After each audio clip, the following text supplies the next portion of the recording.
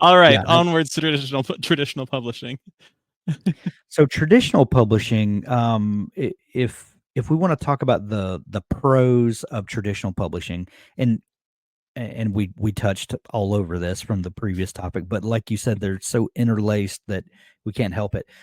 The pros of traditional publishing are that you have a support team around you, and that's with your agent is usually a kind of a first line of help, and then your publisher. You've got an editorial team. You have cover designers. You have marketing people who help you, kind of figure out who your target audience is, how we're going to market this book to that target audience. They're going to help you get your books placed in bookstores. And if you frequent bookstores, you might y- th- being in the Kindle store and being in Audible right now. Uh, I would argue are as important, if not more important, especially for some subgenres, um, for visibility. But there's there's something cool about seeing your book on a shelf in a Barnes and Noble or Books a Million or whatever your chain is. You can't you can't deny that. Nope. So the traditional publisher is there for support. They're there to help you through the process. They are there to um, a lot of times for someone to talk to, if and that's something that kind of gets neglected, is that sometimes when you're working through a problem with your book, with your story, it helps to have that editorial team or your agent or an editor that you can talk through some of those problems. You can get a different perspective on it. Sometimes if you're indie publishing and you haven't kind of built up that support system around you, you lack that ability to talk through story problems, and those things are just kind of inherent in traditional publishing, just because the machine is so big, that there are people manning all of those positions, and that can be a tremendous help. Yeah, and I think first of all, it's a well-oiled machine, right? Right. Publishers have been publishing for a very long time, Yeah. so they know Hundreds what of they're years doing. in, Yeah. in a lot of Uh, cases.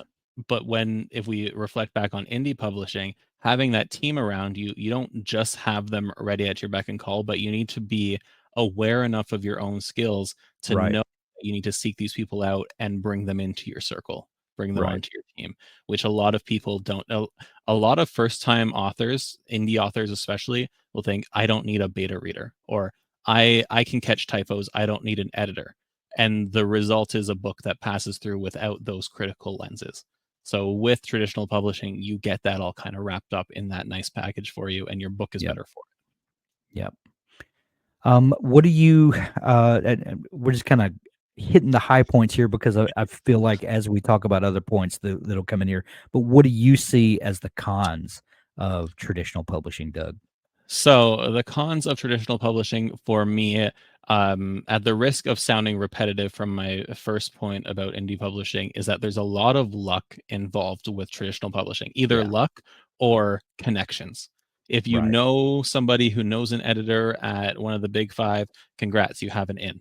Right, that's awesome for you.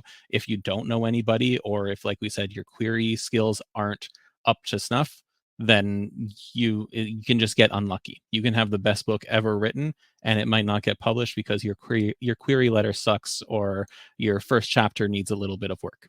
That's just unfortunately the way it goes. And because there's so many people writing books now, as there should be. I think it's fantastic that we have all these authors. There's just such a volume getting thrown at agents and publishers that they can't feasibly be expected to understand the quality of every single submission if it's not readily apparent, or if you don't do right. something to make yourself stand out.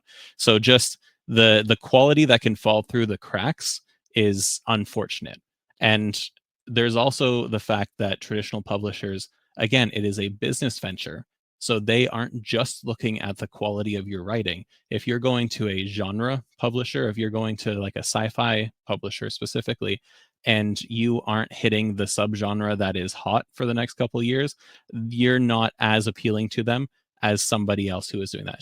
Sci-fi is a little less fickle in their subgenres. Maybe that wasn't the best example, but if you're writing fantasy, romantasy is outselling epic fantasy right now by the bucketfuls, right? So you have a better shot of getting into a publishing deal if you write romantasy than you do, a Lord of the Rings inspired story. And Right. that stinks for some people. The other Yeah. thing is that you you earn less royalties, but you will sell more. But very few first time authors actually earn out their advance that they get from their publishers. Right. um, and those advances usually aren't that great to begin with. We mentioned Nisha before, and her and I were chatting a couple of years ago now. She had a friend who secured a 3-book deal with a publisher for $100,000. Excellent. You hear that? Amazing. 3 books with a publisher, 6 figures. Amazing. $100,000 over 3 years is $33,000 a year. In most places, that's not a livable income, right? Right. And Right. so and the books, at least the first book, will not earn through that advance that it was given. That's just the reality for most people.